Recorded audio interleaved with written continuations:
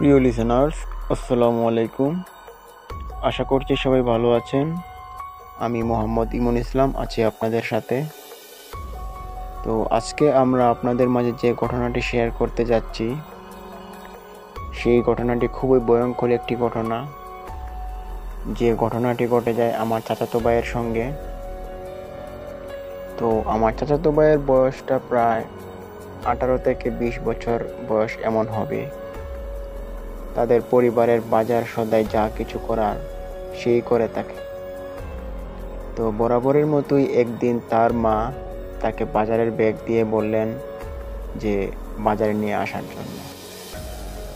তখন সে বাজারে যায় এবং কেনাকাটা শুরু করে এবং যা যা কিছু কেনার ছিল সেই সব কিনে বাড়ি ফিরবে, তখন তার নজর পড়ল যে তার পাশের বাড়ির চাচা তাল নিয়ে বসে আছেন, পাকা তাল, যেগুলো দিয়ে পিঠা খাওয়া যায়। তো সে ভাবলো সে তালের পিঠা খাবে। এই ভেবে 4টা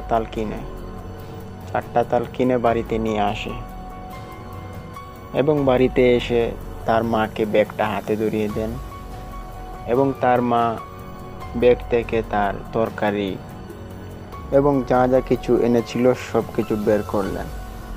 তখন তিনি দেখতে পেলেন যে পাকা 4টা তালও কিনে নিয়ে আসলো তার ছেলে। তখন তিনি অবাক হলেন এবং তার ছেলেকে জিজ্ঞেস করলেন যে, সজীব, পাকা তাল কেন নিয়ে আসলা? তো সজীব বলল যে অনেক দিন ধরে তালের পিঠা খাই না, তো ভাবলাম যে পাশের বাড়ির চাচা তাল নিয়ে বসে রয়েছে, ওনার কাছ থেকে কিনে আনলাম যে তালের পিঠা খাবো বলে। তো তার মা বললেন, কার থেকে এনেছো? তো সজীব উত্তরে আবারও বলল যে পাশের বাড়ির চাচা বাজারে বিক্রি করছিলেন তাল, ওইখান থেকে কিনে নিয়ে এসেছি। তখন তার মা বলেন, সর্বনাশ, তুমি পাশের বাড়ির চাচার থেকে তাল কিনে নিয়ে আসলে কেন? তখন উত্তরে সজীব বলল যে তাল কিনলাম তো কি হয়েছে, পিঠা খাবো, এর চেয়ে বেশি তো আর কিছু না। তখন সজীবের মা বলল যে আমি আজকে যখন দিঘির ঘাটে গেলাম গোসল করতে, তখন ওই জঙ্গলের ওই দুশি গাছটার তাল ছিল, ওইগুলো যেগুলো তোমার চাচা পেরছে পায়রা বাজারে নিয়ে গেছিল। তখন সজীব বলল যে দুশি গাছের তাল তো কি হয়েছে, আমি তো ওইগুলো কিনে নিয়ে আসছি। আর যাই হোক, এইসব বিষয় আর কথাবার্তা বইল না, পিঠা বানাও, পিঠা খাবো। তো সজীবের এমন কথা শুনে তার মা তাকে ধমক দিয়ে বলল যে তালগুলো এক্ষুনি গিয়ে ফেরত দিয়ে আসো, এই তালগুলো ভালো হবে না, আমার মন মানছে না। তো সজীব বলল, তুমি কি পিঠা বানাইবা না? তো তার মা না করে দিল। না করার পর সজীব ভাবলো যে আমি বানাবো পিঠা। এই ভেবে সজীব পিঠা বানানোর জন্য তার আয়োজন তৈরি করে। আটা, ময়দা, চিনি, তেল, যা যা কিছু লাগে সব কিছু রেডি করতে থাকে। তো এরকম রেডি করতে করতে প্রায় অনেক রাত হয়ে যায়, প্রায় 12:30 বেজে যায়। তখন সজীব ভাবলো যে রাত হয়ে গিয়েছে অনেক। তার মাও বলছিল যে যেগুলো প্রস্তুত করেছো আটার কাই, ওইগুলো রেখে দাও, কালকে সকালে বানিয়ে দিব না, তারপর খাইও। তো সজীব বলল যে আধা ঘন্টার মতো সময় লাগবে, তো বানিয়েই নেই, সকালে উঠে খাবো। এই ভেবে সজীব তার চুলা পাড়ে যায়। তো চুলাটা ছিল এরকম যে মাটির আস্তর ছিল চারিদিকে, ওইখানে সে আগুন জ্বালায়।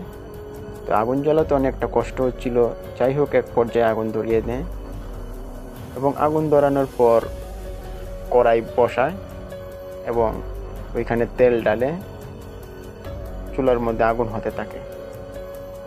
তখন সজীবের আশপাশে আর কেউ ছিল না, সজীব একাই বসেছিল তার রান্নাঘরে এবং তার মা ঘরেই ছিল। তো সজীবের মনে হচ্ছিল তখন তার আশপাশ দিয়ে কেউ গুড়গুড় করছে। তো এরকম চিন্তা ভাবনা হতে সজীব ভাবলো মনে হয় দিন খারাপ, বাতাস হচ্ছে, এরকম অবস্থায় মনে হয় আমার এরকম মনে হচ্ছে। তো সজীব আর গুরুত্ব দিল না। তো একটু পর সজীব দেখতে পেল তার সামনের দিকে যেন কেউ দৌড় দিয়ে চলে গেল। তখন সজীব একটু ভীতশঙ্কিত হলো এবং ভাবতে লাগলো কে হতে পারে। তো যাই হোক, সে এসব বিষয় আর মাথায় নেয়নি। সে পিঠা বানানোর জন্য গরম তেলের মধ্যে পিঠা ছাড়ে। তো পিঠা ছাড়ার পর প্রায় 3-4 মিনিট পর পিঠাগুলো হওয়ার পর সে পিঠাগুলো তুলবে। এরকম অবস্থায় সে আস্তে আস্তে করে 3-4টা করে পিঠাগুলো সবগুলো তুলে। তখন তোলার পর তার মন চাইলো পিঠা খাওয়ার জন্য, যে সে পিঠা খাবে। তখন সে ভাবলো কড়াইয়ের মধ্যে তেলটা পুড়ে যাচ্ছে, তো পিঠা কিছু দিয়ে দিই, কাঁচা পিঠা হতে থাক আর আমি তারপর খাবো। এই ভেবে সে কাঁচা পিঠাগুলো আবার দিতে যাবে। এরকম 2-3টা দিল। যখন 4 নাম্বার পিঠাটা দিবে, তখন সজীবের জ্ঞানটা কোথায় ছিল সজীব নিজেও জানতো না। তো 4 নাম্বার পিঠাটা দেওয়াতেই সজীবের হাত ডাইরেক্ট গ্যাস চুলার কড়াইয়ের যে তেলটা ছিল, গরম তেল, ওই তেলের ভিতরে চলে যায়।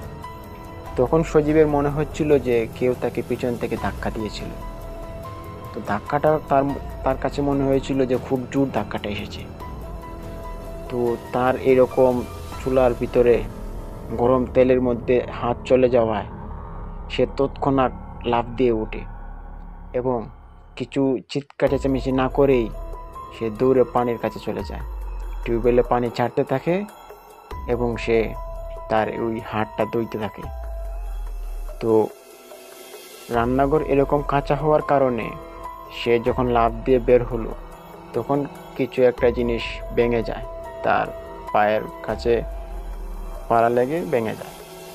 তখন তার ঘর থেকে 2-3 জন লোক বের হয়ে জিজ্ঞেস করছে যে সজীব কোথায়, এরকম খোঁজাখুঁজি হচ্ছে। তো সজীবকে তারা দেখছিল না। তো ভাবলো মনে হয় সজীব বাইরে গেছে কোথাও। তারা দৌড়ে আসলো, এসে দেখে যে সে যে পিঠা বানাচ্ছিল ওই পিঠাগুলো পড়ে রয়েছে আর কড়াইটা উল্টা রয়েছে আর সজীব নেই। তখন সজীব হালকা স্বরে ডাক দিয়ে বলল যে আমার হাত পুড়ে গিয়েছে। তো এরকম অবস্থায় তার ঘরের 2-3 জন, সাথে তার মাও ছিল, দৌড়ে যায় তার কাছে। গিয়ে দেখে যে খুব মারাত্মকভাবে পুড়ে গিয়েছে। তো পানি দিচ্ছে, অনবরত পানি দিচ্ছে এবং পানি দিয়ে 2-3 জন ছিল যারা সবাই চলে আসছিল ঘরে, তাকে পানি দেওয়ারতে বসিয়ে সবাই ঘরে চলে আসছিল। তখন সে নিরালায় বসে পানি দিচ্ছিলই। তারা ঘরে আসছিল তার জন্য ওষুধ বার করার জন্য, যে হাতের মধ্যে লবণ দিবে বা অন্যান্য কিছু ওষুধ দিবে, মলম দিবে। তখন সজীব ভাবলো যে দেখতে পেল যে তার হাতের মধ্যে খুব প্রচুর জ্বালা পোড়া করছে। এরকম অবস্থায় সে ঘরে চলে আসবে ভাবলো। তো সে আসতে থাকে, তখনই তার মনে হলো তাকে পিছন দিকে কেউ টানছে। তখন সে 1 পা এগোয় এবং 2 পা তাকে পিছোতে হয়। আর এর মধ্যে তার হাতের মধ্যে এরকম একটা যন্ত্রণা যা সজীবকে একদম নিরুৎসাহিত করে, মানে একদম তাকে বাজেভাবে, একটি ভয়ঙ্কর ভাবে তার সাথে ঘটনা ঘটে যাচ্ছে। এই দেখে সজীব আরো চিৎকারতে শুরু করে। চিৎকার চেঁচামেচিতে তার ঘরে যাওয়া মানুষগুলো আবার ফিরে আসে এবং তারা ভাবলো হয়তো সজীবের হাতের ব্যথা, এর কারণে সজীব চিৎকার চেঁচামেচি করলো। তো তারা সজীবকে আর কিছু জিজ্ঞেস করলো না। বাড়ি থেকে কল দিল একটা রিক্সার ড্রাইভার চলে আসলো। তখন তৎক্ষণাৎ সজীবকে হাসপাতালে নিয়ে যাওয়া হয় এবং ওইখানে থেকে চিকিৎসা দিয়ে মলম লাগিয়ে ওষুধ নিয়ে বাড়িতে আসা হয় আবার। তখন সজীব আসে বাড়িতে, এসে সে ঘুমাবে তো দূরের কথা, তার হাতের জ্বালা পোড়ায় তার পরিবারের সকলে কারো ঘুম নেই। সজীবের এরকম ব্যথার জ্বালা, চিৎকার চেঁচামেচিতে পাশের 2-3 বাড়ির সকল মানুষ জড়ো হয়ে গিয়েছে, তা স্বাভাবিক। তো যাই হোক, এরকম অবস্থায় কাতরাতে এক পর্যায়ে যখন রাত আরও গভীর হয়, 3টা 3:30 বাজে। তখন ওষুধ খাওয়ার পর সজীবের হাতের ব্যথা হালকা ক্রমশ হয়, কমতে থাকে। তখন তার খেয়াল হলো যে তাকে বাইরে যেতে হবে, বাথরুমে যেতে হবে। তখন তার পরিবারের সকলেই ঘুমাচ্ছে। তো ঘুমাতে দেখে সে ভাবলো তাদেরকে আর জাগিয়ে লাভ নেই, তারা আজকে অনেক দৌড়দখল করেছে আমাকে নিয়ে, আমি একাই যাই, গিয়ে চলে আসি। তো হাতটা এইভাবে পড়ার কারণে ডান হাতটা পড়েছে, যে কারণে তার বাথরুমে যেতে অসুবিধা হয়নি। তো বাথরুমে সে যাওয়ার উদ্দেশ্যে দুয়ার খুলতে আচমকা তার শরীরে একটা ঠান্ডা বাতাস লাগে। তো ঠান্ডা বাতাস লাগে, তার চোখ মুখ পুড়ে যায়, মানে ফ্যাকাশে হয়ে যায়। তো সে ভাবলো মনে হয় ঘর থেকে বের হলাম তাই এরকম হচ্ছে। তো যাই হোক, সজীব এগোতে থাকে তার বাথরুমে যাওয়ার জন্য আর কি। তো তাদের বাথরুমটা তাদের ঘর থেকে কিছুটা দূরে হওয়াতে তাকে 1 মিনিটের মতো হেঁটে যেতে হয়, এবং হাতের মধ্যে ব্যথা থাকার কারণে সে খুব আস্তে আস্তে ধীর গতিতে হাঁটছিল এবং হেঁটে হেঁটে যাচ্ছিল। তো প্রায় বাথরুমের কাছাকাছি চলে গেল, তখন সজীবকে কেউ যেন ধাক্কা দিল খুব জোর। তো ধাক্কা খেয়ে সজীব উল্টোভাবে পড়ে যায়। তো পড়ে গিয়ে সে আবার উঠার চেষ্টা করে। তো হাতের মধ্যে এরকম যন্ত্রণা, তার মধ্যে আবার তার শরীরও ঠিক নেই আজকে, আবার তার সাথে ঘটে যাচ্ছে এরকম অদ্ভুত ঘটনা যে সে দেখতে পারছে না তাকে কেউ ধাক্কা দিচ্ছে। তো যাই হোক, সে উঠে তার বাথরুমের কাজ শেষ করে আবার বাইরে চলে আসে এবং ঘরের দিকে যাবে। তখন সে ঘরের ভিতরে আসবে, তো ওই তাদের রান্নাঘরের যে চুলাটা ছিল ওই চুলার দিকে সে একবার উকি দেয়, এবং উকি দিয়ে সে ওইখানে দেখতে পেল সে যে পিঠাগুলো বানিয়েছিল সেই পিঠাগুলো কেমন জানি হয়ে রয়েছে, ওইগুলো আর কেউ তুলেনি। তো পিঠাগুলো ওইখানে পড়েছিল এবং পিঠাগুলো তো সে দেখতে পেল যে ওইগুলোর মধ্যে কিরকমের অদ্ভুত রকমের আলো জ্বলছে, আগুনের মতো ধাউ ধাউ করছে তার ওই বানানো পিঠাগুলো।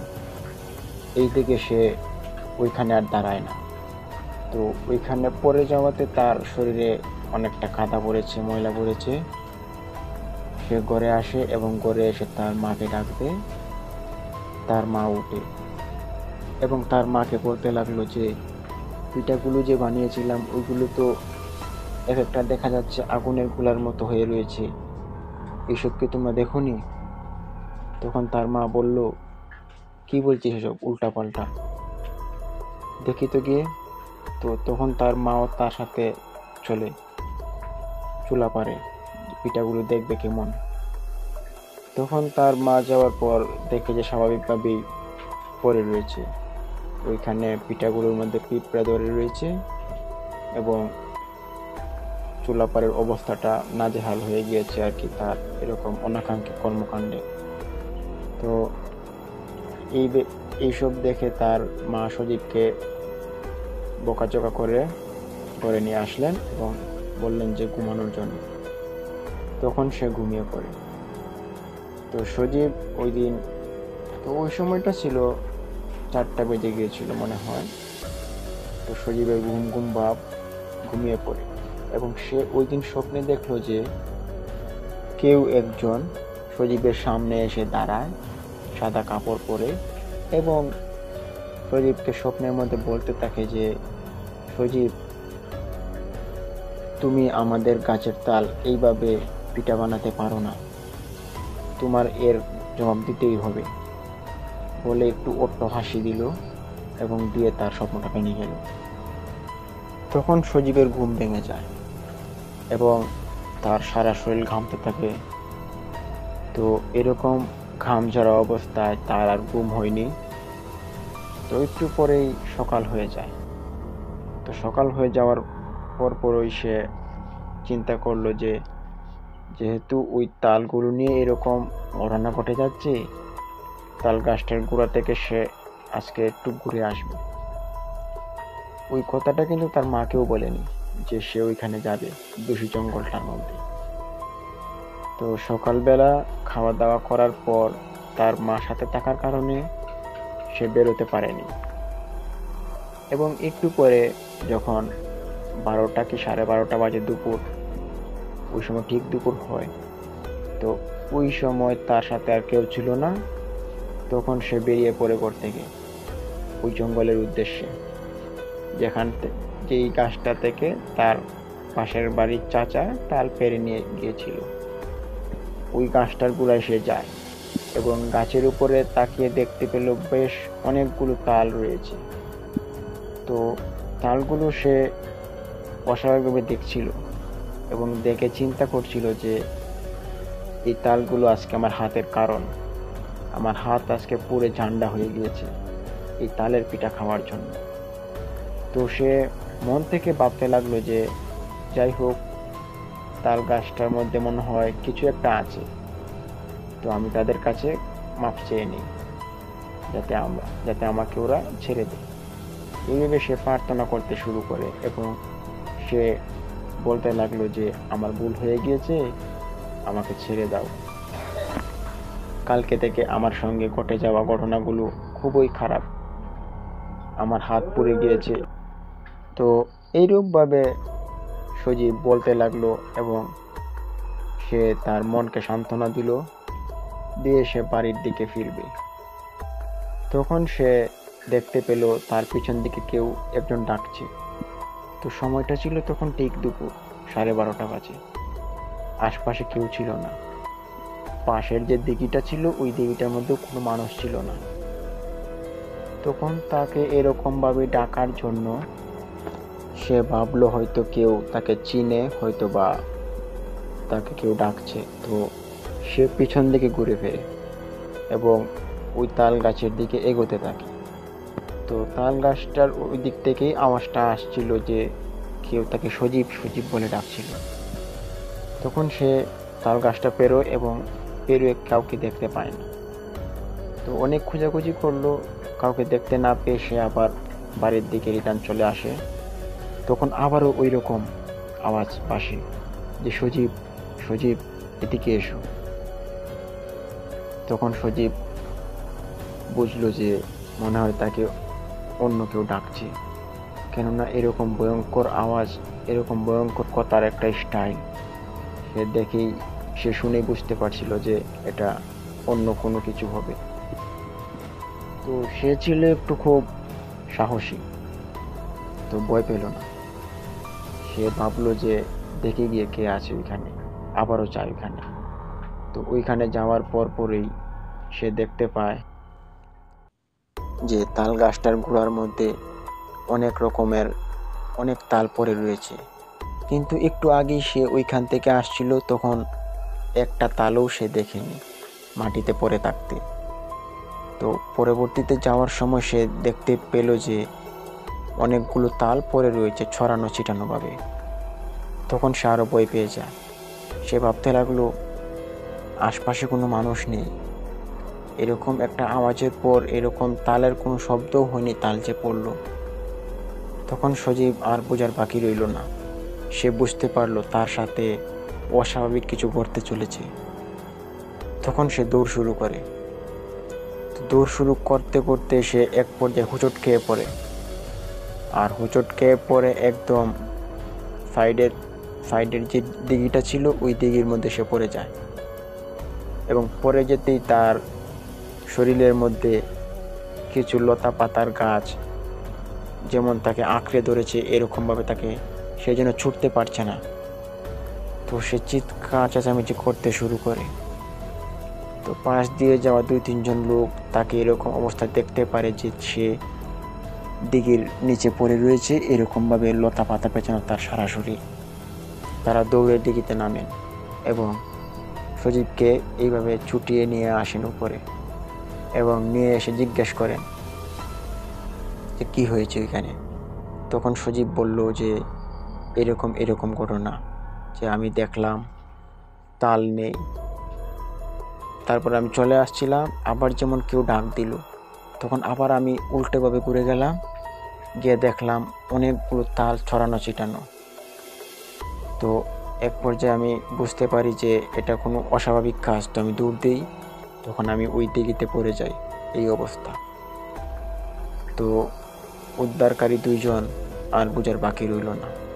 তারা বুঝতে পেরে গিয়েছিল যে এটা কোনো অস্বাভাবিক কাজ, যেটা পিশাচদের কাজ হয়ে থাকে।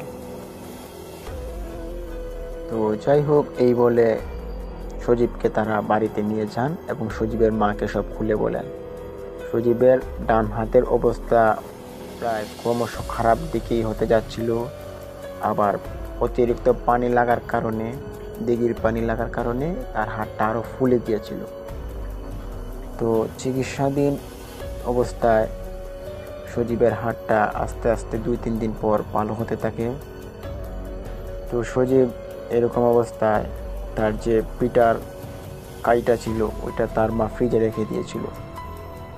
2-3 দিন পর যখন তার হাতটা একটু ভালো ভালো দেখাচ্ছে, তখন সে আবার বলল যে তালের পিঠাটা বানাও, যেহেতু পিঠাটা ফ্রিজে রয়েছে, কাইটা ওইটা বানিয়ে নাও। তো তার মা আর কিছু বলল না, চলে গেলেন বানাতে। তো বানালেন, বানিয়ে সন্ধ্যার পরই বানালেন, বানিয়ে এনে সজীবকে দিলেন। সজীব খেলো। খাওয়ার প্রায় 10 থেকে 15 মিনিট পর সজীবের প্রচণ্ড পেটে ব্যথা এবং তার মাথা ঘোরা অবস্থা এবং বমি বমি ভাব। সজীব খুব ক্লান্ত হয়ে পড়ছিল এবং তার চোখ মুখ লাল নীল হয়ে যাচ্ছিল, এরকম অবস্থা। তো তখনই তার সজীবের একটা অদ্ভুত একটা চরিত্র প্রকাশ হয়ে যায়, যে সে অস্বাভাবিক আচরণ করা শুরু করে দেয় তার পরিবারের সাথে। তার পরিবারকে উল্টাপাল্টা গালিগালাজ করা শুরু করে দেন। সজীবের এরকম অবস্থা দেখে অনেকেই ভয় পেয়ে যায়। সজীব তার পরিবারের কাউকেই চিনতে পারে না। সে সবাইকে তুই তুই করে ব্যবহার করছে এবং সবার সাথে এমন ব্যবহার দেখে তারা আন্দাজ করতে পেরেছিল যে সজীবের সাথে খুব খারাপ কিছু ঘটতে চলেছে। সজীবকে হয়তো জিনে বর করেছে। এইটা ভেবে তার পরিবারের যে বড় ভাই ছিল, উনি গেলেন একটা কবিরাজের কাছে। তাদের বাড়ি থেকে প্রায় 5-7 মিনিট দূরে হবে কবিরাজটার বাড়ি। ওইখানে সে দৌড়ে যায় এবং দৌড়ে গিয়ে কবিরাজকে সব কিছু খুলে বলেন তার ভাইয়ের এরকম বিস্তারিত ঘটনা। তো ঘটনা শুনে কবিরাজ মশাই তার কিছু যন্ত্রপাতি নেন, যা তিনি ব্যবহার করে থাকেন। ওইগুলো নিয়ে তিনি দৌড়ে আসেন এবং এসে দেখেন যে সজীব খুব অস্বাভাবিক আচরণ করছে। সজীবের এরকম আচরণ খুবই ভয়ঙ্কর দেখাচ্ছে। তার চোখ দুটো লাল হয়ে গিয়েছে এবং তার শরীর ক্রমশ ফুলছে, আর তার পুরো স্থানটা আরও ঘাবড়ে যাচ্ছে। এই দেখে তার পরিবারের সকলেই চিন্তায় পড়ে যায় এবং ভয়েরও একটা কারণ, কেননা তার আচরণ পাল্টে গিয়েছে। তো কবিরাজ তার পাশের যে রুমটা ছিল ওই রুমটাতে সজীবকে নিয়ে বসেন, ঘরের সবাইকে বের করে দেন। বের করে দিয়ে কবিরাজ মশাই সজীবকে নানান ধরনের প্রশ্ন করতে থাকে এবং সজীবও কবিরাজ মশাইকে তুই তুই করে অনেকভাবে গালিগালাজ করতে লাগে এবং কবিরাজকে বলতে থাকেন, তুই এখানে কেন আসছিস, তুই চলে যা, তোকে আমি মেরে ফেলবো। এরকমভাবে হুমকি দিচ্ছে। সজীবের ভিতরে থাকা যে দুষ্ট আত্মাটা, জিনটা, দুষ্ট জিন। তো এরকম অবস্থা দেখে কবিরাজ মশাই তার মন্ত্র পড়া শুরু করে দিলেন এবং বলতে লাগলেন যে তুমি সজীবের ভিতরে কেন এসেছো। তো ওই যে থাকা দুষ্ট জিনটা সে বলতে লাগলো যে সে আমাদের গাছের তাল দিয়ে পিঠা বানাচ্ছে, এটা তো আমরা হতে দিতে পারি না। আমরা ওই গাছে বসবাস করি এবং ওই গাছ থেকে তার চাচা তাল পেরেছে, তার চাচাকেও রক্ষা দিব না, তার চাচাকেও আমরা মেরে ফেলবো। তাকেও মেরে ফেলবো। তো কথাগুলো সজীবের মুখ দিয়েই বের হচ্ছিল, সজীবের ভিতরে থাকা দুষ্ট জিনটার থেকে। তো কবিরাজ মশাই তখন না ঘাবড়ে তিনি বললেন যে এই দেখ, তোরা কিন্তু চলে যা, না হলে দেখবি তোদের খুব বড় বিপদ হবে, তোরা পরে এই গ্রামের মধ্যে থাকতে পারবি না, ভালো ভালো বলছি চলে যা। তখন সজীবের ভিতরে থাকা দুষ্ট জিনগুলো বলতে থাকে যে আমরা কোথাও যাব না, আমরা আমাদের গাছের উপর যে আজ পর্যন্ত অ্যাটাক করেছে, ক্ষতিগ্রস্ত করেছে, তাদেরকে আমরা না মেরে কিছুতেই যাব না। আর সজীবের মুখ থেকে ভয়ঙ্কর হুঙ্কার বের হচ্ছে, যা খুব ভয়ঙ্কর দেখাচ্ছিল। এবং এরকম ভয়ঙ্কর পরিস্থিতিতে তার রুমের বাইরে থাকা মানুষগুলো আর তার দিকে তাকায় না। তখন একমাত্র কবিরাজ সাহেবই সজীবকে যারা দিচ্ছিলেন এবং তার বিশেষ কৌশলের মাধ্যমে আয়ত্ত করার চেষ্টা করছিলেন। তো এইভাবে চলতে থাকে প্রায় 1.5-2 ঘন্টা। এরকম চলার পর এক সময় কবিরাজ সাহেবের যে মন্ত্রগুলো পড়ছিলেন, ওই মন্ত্রগুলো তার উপরে গিয়ে পড়ে, সজীবের ভিতরে থাকা দুষ্ট জিনটার উপরে গিয়ে পড়ে এবং দুষ্ট জিনটা সজীবের শরীরে থাকা অবস্থায় কাতরাতে শুরু করে দেন। সজীব কাতরাতে শুরু করে, সজীবের সারা শরীর নীল হয়ে যাচ্ছিল। তো সজীবের এরকম কাতরানি দেখে কবিরাজ মশাই তিনি আবার অন্যান্য মন্ত্র পড়তে শুরু করেন এবং সজীবকে আবার তুলেন এবং তুলে তাকে একটা চেয়ারে বাঁধেন। বেঁধে তাকে কিছু প্রশ্ন করেন এবং প্রশ্নের উত্তর দিচ্ছে সে উল্টা পাল্টা, যেহেতু তার ভিতরে একটা দুষ্ট জিনের প্রভাব ঢুকেছে, সেহেতু ওই জিনটার কাজেই। তো এইভাবে চলে যাচ্ছিল প্রায় অনেকক্ষণ সময়, সন্ধ্যা হয়ে যাচ্ছে। ততক্ষণে কবিরাজ সাহেব সজীবের ভিতর থেকে জিনটা বের করতে পারছেন না। তো কবিরাজ সাহেব এইভাবে মন্ত্র পড়তে পড়তে এক পর্যায়ে কবিরাজ মশাই সজীবের ভিতরে থাকা দুষ্ট জিনটাকে কাবু করে না এবং সজীবের ভিতর থেকে বের করে তাকে চাইছিলেন যে বোতলের ভিতরে ভরে দিলেন। তো দুষ্ট জিনটা বেরিয়েই সে খুব জোর ক্ষমা চাইতে থাকেন ওই কবিরাজ সাহেবের কাছে।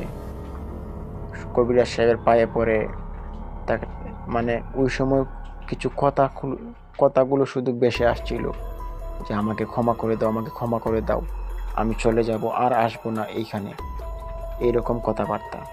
তো কথাবার্তাগুলো প্রায় রুমের বাইরে থাকা সব মানুষই শুনেছে। এরকম কথাবার্তা শোনা সবাই আরও ভয় পেয়ে যায়।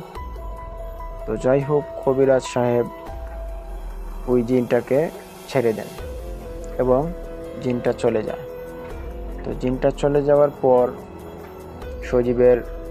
সজীব অজ্ঞান হয়ে পড়ে এবং সজীব একসময় জ্ঞান ফিরে এবং তখন সে খুবই দুর্বল ছিল, যেহেতু তার শরীরের মধ্যে দিয়ে এরকম একটা ভয়ঙ্কর প্রভাব সৃষ্টি হয়ে চলে গিয়েছে। তার জন্য তার শরীরটা একদমই দুর্বল হয়ে গিয়েছিল। তো প্রিয় লিসেনার্স, ঘটনাটা এখানেই শেষ হলে পারত, কিন্তু না, ঘটনা যে আরও অনেক ঘটার বাকি। শুনতে থাকুন, বুঝতে পারবেন। তো সজীবের যে চাচা ছিল, উনি তাল পেরেছিলেন, তাল পেরে বাজারে নিয়ে বিক্রি করেছিলেন। তো ওই চাচার সাথে ঘটে যায় আরেক রকম অস্বাভাবিক কর্মকাণ্ড। তখন তার চাচার বয়স প্রায় 40 থেকে 45 বছর হবে। তো ওই চাচা ওই দিন রাত্রিবেলা তার বাড়ি ফিরছিলেন। তখন তার চাচাকে পিছন দিক থেকে কেউ ডাকছিল। ওনার নাম ছিল খালেক। যে বলছিল, খালেক, খালেক, এইভাবে 3-4 বার ডাকে। তো খালেক চাচা অদ্ভুত হয়ে পড়েন এবং ভাবতে থাকেন যে রাত তো প্রায় অনেক হয়ে গিয়েছে, এইভাবে জঙ্গলের ভিতর থেকে আমাকে কে ডাকে। তো খালেক চাচা দেখার জন্য তিনি হয়তো ভাবলেন যে হয়তো কেউ বিপদে পড়েছে, তার জন্য সাহায্যের দরকার, তাই ডাকছে। তো তিনি জঙ্গলের দিকে এগোতে থাকেন। তার সাথে ছিল একটা লাইট, ছিল ওই লাইটটা নিয়ে এগোতে থাকেন। তো তিনি জঙ্গলের ভিতরে প্রবেশ করলেন। তো ওনার নাম ধরে ডাক কিন্তু বন্ধ হয়ে যায়নি, নাম ধরে ডাকতেই রয়েছে, ডাকতেই আছে। তো খালেক চাচা ওই ডাকের অনুসরণ করে তিনি জঙ্গলের ভিতরে ঢুকতেই পড়ছেন, ক্রমশ অনেকটাই ঢুকে পড়েছে।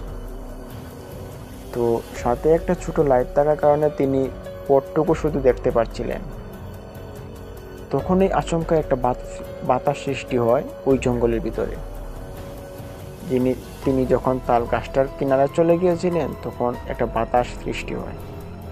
ওই বাতাসের মধ্যে খালেক চাচা মাটিতে পড়ে যান এবং খালেক চাচার হাতে থাকা লাইটটি মাটিতে কোথাও একটা পড়ে যায়।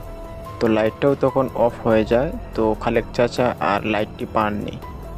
তো যাই হোক, খালেক চাচা এইভাবে ভাবছিলেন এবং ওনাকে কে ডাকছে সামনের দিকে।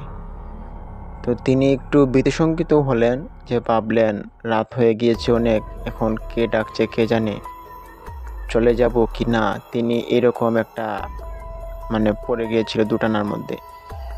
তো ওইভাবে যখন ডাকছিল, তো তিনি ভাবলেন যাই কি একটু এগিয়ে দেখেই আসি কে ডাকছে এইভাবে। তো উনি এগিয়ে গিয়ে তাল গাছটার গোড়ায় গেলেন এবং তাল গাছের গোড়ায় গিয়ে দেখতে পেলেন গোড়া থেকেই কোনো এক জায়গা থেকে আওয়াজ আসছে। তখন তিনি উপর দিকে তাকালেন এবং দেখতে পেলেন তাল গাছের উপরে কিছু একটা আলো ঝলমল করছে। তখন তিনি ভয় পেয়ে গেলেন। খালেক চাচা ভাবতে লাগলেন এইরকম রাতের বেলা তাল গাছের উপরে আলো জ্বলে, কারণ কি? পরশু দিন তো এই তাল গাছ থেকে তাল পেরেছিলাম, এর আগেও তো তাল পেরেছিলাম, তো এখন এইসব কী ঘটনা ঘটছে। তো তিনি এই দেখে আর বেশি বাড়াবাড়ি করেননি, তিনি বাড়ির দিকে রওনা হয়ে যান, যে বাড়ি চলে যাবেন।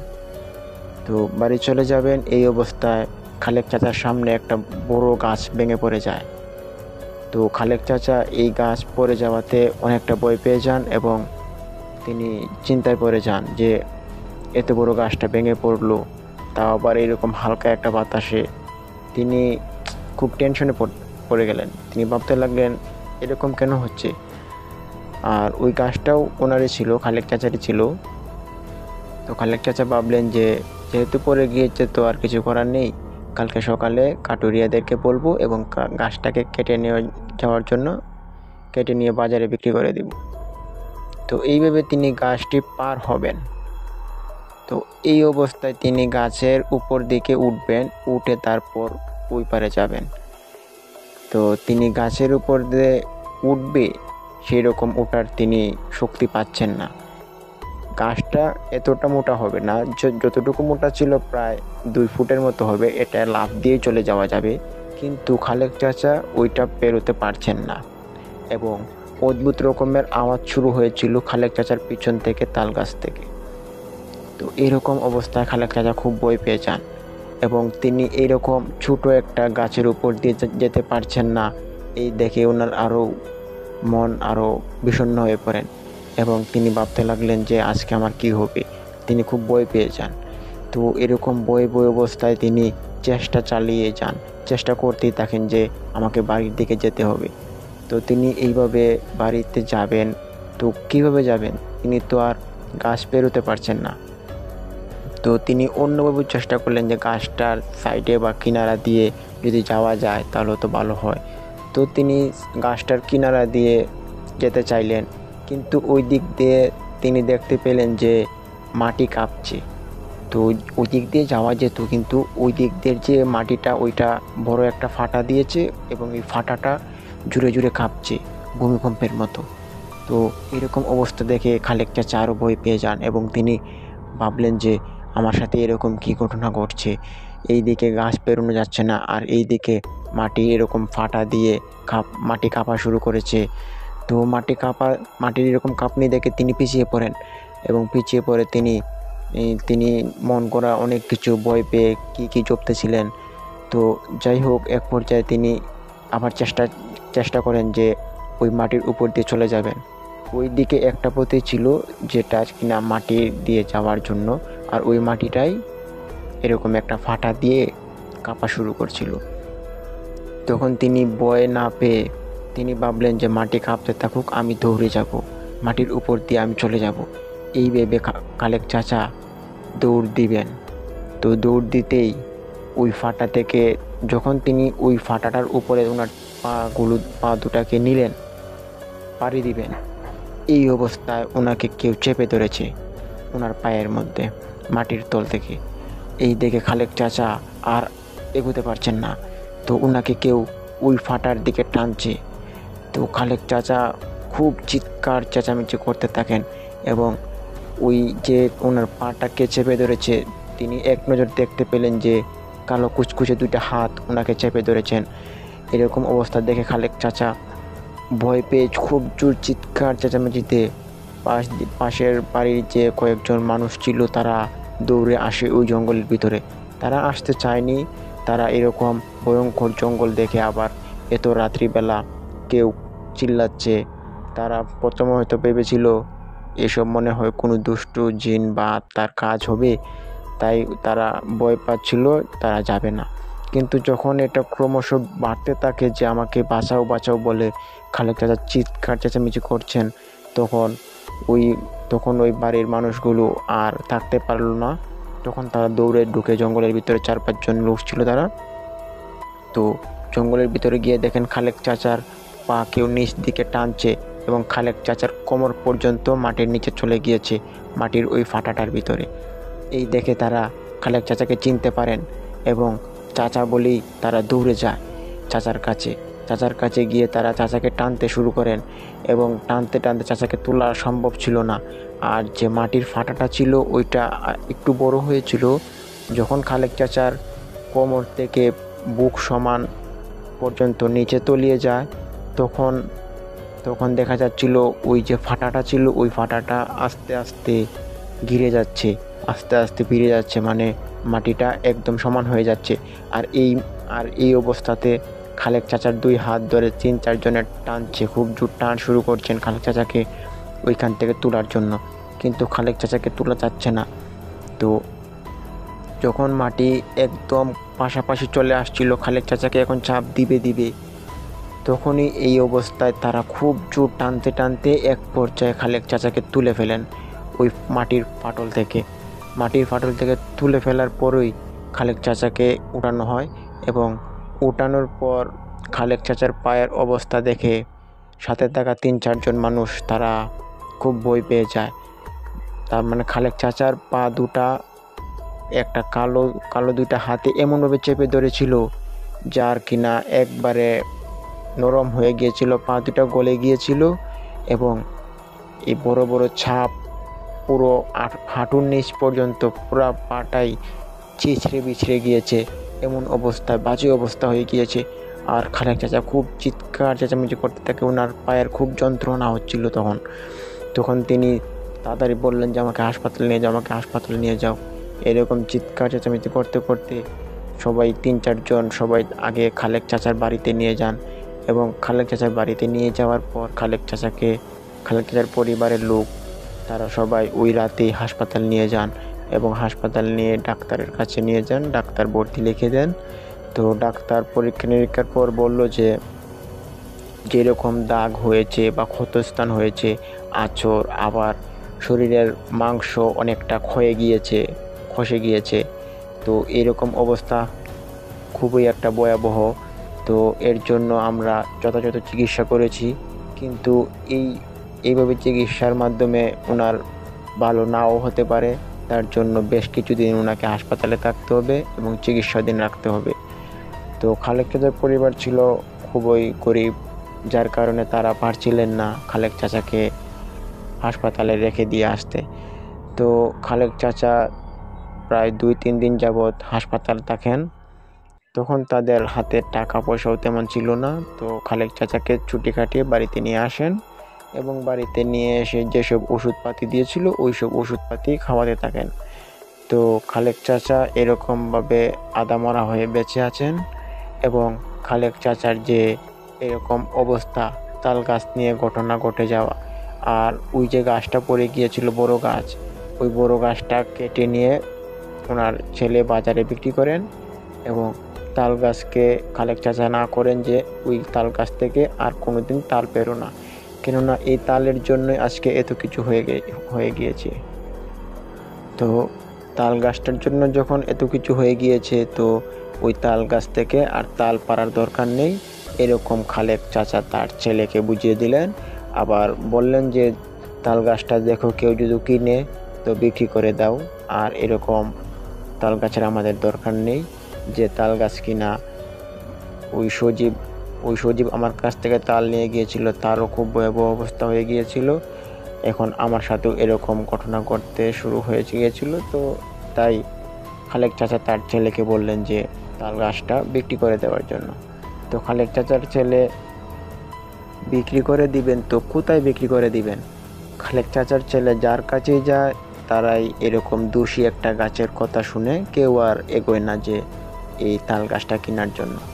তো এই অবস্থায় আর তাল গাছটি বিক্রি করতে পারেননি, তাল গাছটি এখনও এইভাবে পুরাতন অবস্থায় রয়েছে, আর ওই তাল গাছ থেকে তালও পারা হয় না, একটা দুইটা পরে এবং যা কিনা মানুষে কুড়িয়ে নিয়ে যায়। তো এইভাবেই ছিল ওই ঘটনাটা। তো প্রিয় লিসেনার্স, ঘটনাটার সমাপ্তি এখানেই ঘটে, তারপর আর কোনো রকমের অশৃঙ্খলা বা ভৌতিক কার্যকলাপ কিছুই আর হয়নি। তো প্রিয় লিসেনার্স, আপনাদের কাছে আমার একটাই অনুরোধ থাকবে, আমার ঘটনাটি যদি আপনাদের কাছে ভালো লেগে থাকে তো একটি লাইক দিবেন এবং কমেন্ট করে জানাবেন আপনাদের মতামত, এবং অবশ্যই আমাদের চ্যানেলটিকে সাবস্ক্রাইব করে আমাদের পাশে থাকবেন। তো প্রিয় লিসেনার্স, দেখা হচ্ছে কালকে কোনো নতুন এক ঘটনা নিয়ে। ততক্ষণ ভালো থাকুন, সুস্থ থাকুন, আল্লাহ হাফেজ।